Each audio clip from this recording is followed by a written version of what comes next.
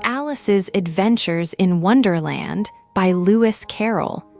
Chapter I Down the Rabbit Hole. Alice's Adventures in Wonderland by Lewis Carroll. The Millennium Fulcrum Edition, 3 contents. Alice was beginning to get very tired of sitting by her sister on the bank and of having nothing to do. Once or twice, she had peeped into the book her sister was reading, but it had no pictures or conversations in it. And what is the use of a book, thought Alice, without pictures or conversations? So she was considering in her own mind as well as she could, for the hot day made her feel very sleepy and stupid. Whether the pleasure of making a daisy chain would be worth the trouble of getting up and picking the daisies, when suddenly a white rabbit with pink eyes ran close by her. There was nothing so very remarkable in that, nor did Alice think it so very much out of the way to hear the rabbit say to itself, "Oh dear, I shall be late." When she thought it over afterwards, it occurred to her that she ought to have wondered at this, but at the time it all seemed quite natural. But when the rabbit actually took a watch out of its waistcoat pocket and looked at it, and then hurried on, Alice started to her feet, for it flashed across her mind that she had never before seen a rabbit with either a waistcoat pocket or a watch to take out of it. And burning with curiosity, she ran across the field after it, and fortunately was just in time to see it pop down a large rabbit hole under the hedge. In another moment, down went Alice after it, never once considering how in the world she was to get out again. The rabbit hole went straight on like a tunnel for some way, and then dipped suddenly down, so suddenly that Alice had not a moment to think about stopping herself before she found herself falling down a very deep well. Tunnel, a passageway through or under something, usually underground. Either the well was very deep, or she fell very slowly, for she had plenty of time as she went down to look about her and to wonder what was going to happen next. At first, she tried to look down and make out what she was coming to, but it was too dark to see anything. Then she looked at the sides of the well and noticed that they were filled with cupboards and bookshelves. Here and there she saw maps and pictures hung upon pegs. She took down a jar from one of the shelves as she passed. It was labeled orange marmalade, but to her great disappointment, it was empty. She did not like to drop the jar for fear of killing somebody underneath, so managed to put it into one of the cupboards as she fell past it. Well, thought Alice to herself, after such a fall as this, I shall think nothing of tumbling downstairs. How brave they'll all think me at home. Why, I wouldn't say anything about it, even if I fell off the top of the house, which was very likely true. Stairs, a flight of stairs or a flight of steps. Would the fall never come to an end? I wonder how many miles I've fallen by this time, she said aloud. I must be getting somewhere near the center of the earth. Let me see. That would be 4,000 miles down, I think. For, you see, Alice had learnt several things of this sort in her lessons in the schoolroom, and though this was not a very good opportunity for showing off her knowledge.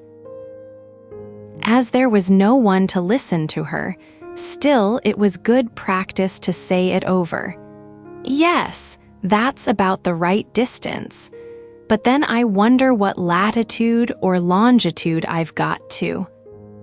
Alice had no idea what latitude was or longitude either, but thought they were nice grand words to say. I wonder if I shall fall right through the earth. How funny it'll seem to come out among the people that walk with their heads downward. Schoolroom, a room in a school where lessons take place. The antipathies, I think. She was rather glad there was no one listening this time, as it didn't sound at all the right word. But I shall have to ask them what the name of the country is, you know. Please, ma'am, is this New Zealand or Australia? And she tried to curtsy as she spoke. Fancy curtsying as you're falling through the air. Do you think you could manage it? And what an ignorant little girl she'll think me for asking. No, it'll never do to ask. Perhaps I shall see it written up somewhere.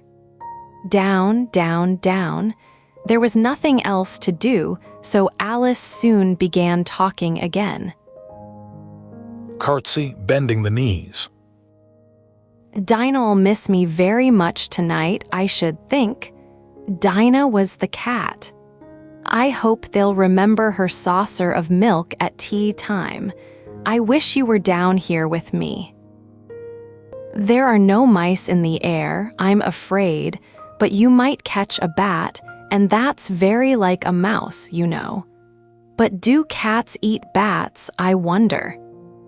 And here Alice began to get rather sleepy, and went on saying to herself in a dreamy sort of way, "Do cats eat bats?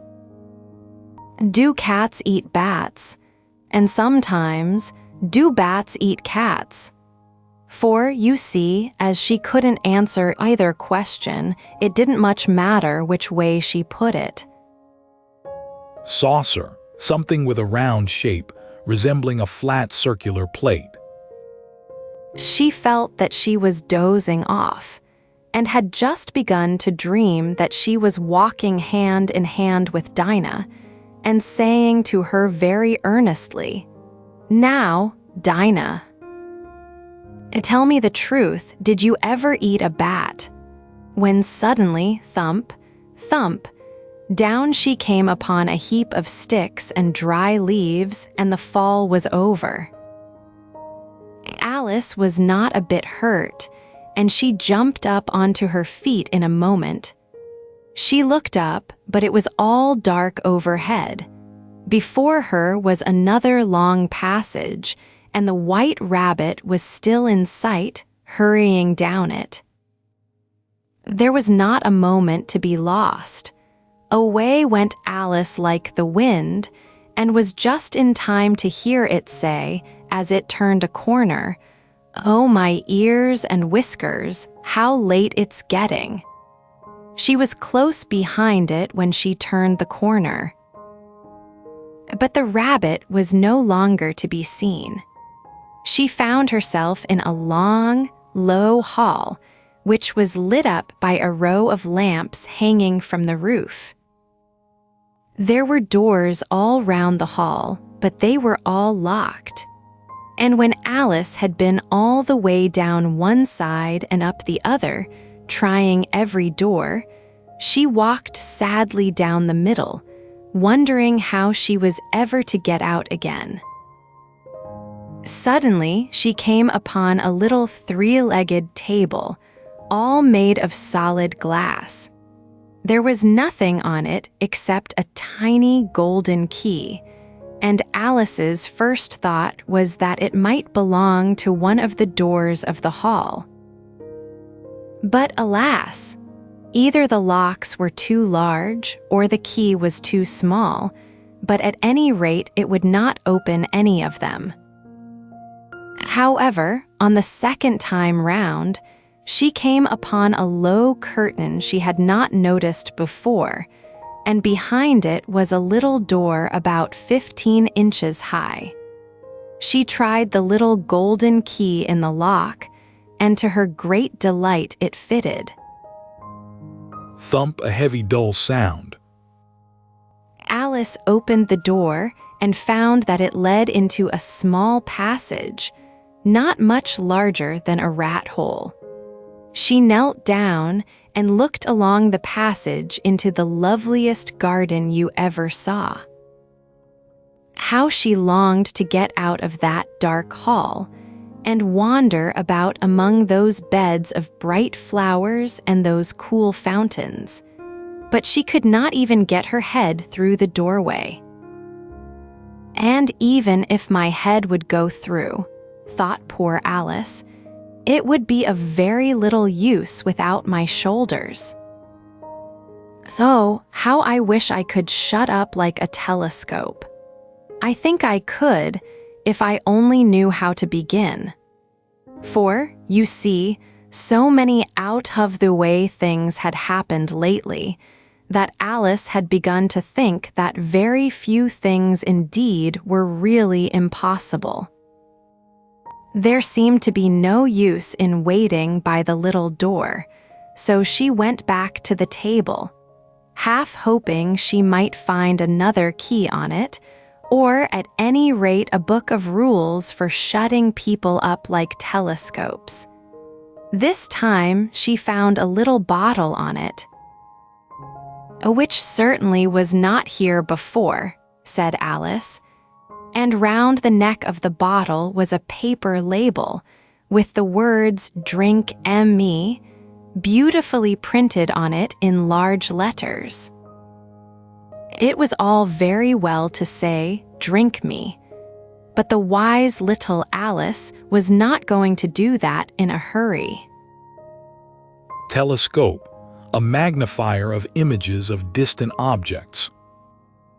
"No, I'll look first," she said, "and see whether it's marked poison or not." For she had read several nice little histories about children who had got burnt and eaten up by wild beasts and other unpleasant things.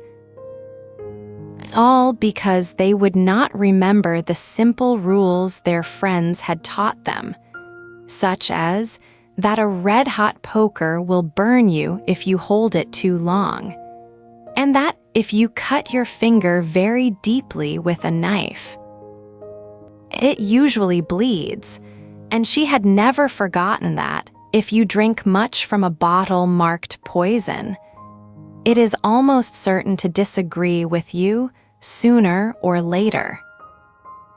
However, this bottle was not marked poison, so Alice ventured to taste it, and finding it very nice, it had in fact a sort of mixed flavor of cherry tart, custard, pineapple, roast turkey, toffee, and hot buttered toast. She very soon finished it off. "What a curious feeling," said Alice. "I must be shutting up like a telescope." And so it was indeed. She was now only 10 inches high. And her face brightened up at the thought that she was now the right size for going through the little door into that lovely garden. At first, however, she waited for a few minutes to see if she was going to shrink any further. She felt a little nervous about this, for it might end, you know, said Alice to herself, in my going out altogether like a candle. I wonder what I should be like then. And she tried to fancy what the flame of a candle is like after the candle is blown out, for she could not remember ever having seen such a thing. After a while, finding that nothing more happened, she decided on going into the garden at once. But alas for poor Alice. When she got to the door, she found she had forgotten the little golden key, and when she went back to the table for it, she found she could not possibly reach it. She could see it quite plainly through the glass, and she tried her best to climb up one of the legs of the table, but it was too slippery. And when she had tired herself out with trying, the poor little thing sat down and cried. Toffee, caramelized sugar cooled in thin sheets. "Come, there's no use in crying like that," said Alice to herself rather sharply. "I advise you to leave off this minute." She generally gave herself very good advice, though she very seldom followed it. And sometimes she scolded herself so severely as to bring tears into her eyes. And once she remembered trying to box her own ears for having cheated herself in a game of croquet. She was playing against herself. For this curious child was very fond of pretending to be two people. But it's no use now, thought poor Alice, to pretend to be two people. Why, there's hardly enough of me left to make one respectable person. Soon her eye fell on a little glass box that was lying under the table. She opened it and found in it a very small cake, on which the words "Eat me" were beautifully marked in currants. "Well, I'll eat it," said Alice, "and if it makes me grow larger, I can reach the key. And if it makes me grow smaller, I can creep under the door. So either way, I'll get into the garden, and I don't care which happens." She ate a little bit and said anxiously to herself, "Which way?" Which way? Holding her hand on the top of her head to feel which way it was growing, and she was quite surprised to find that she remained the same size. To be sure, this generally happens when one eats cake. But Alice had got so much into the way of expecting nothing, but out of the way things to happen, that it seemed quite dull and stupid for life to go on in the common way. So she set to work, and very soon finished off the cake. Croquet, a game in which players hit a wooden ball through a series of hoops. Tonight's words: tunnel, stairs, schoolroom, curtsy. Saucer, thump, telescope, toffee. Croquet.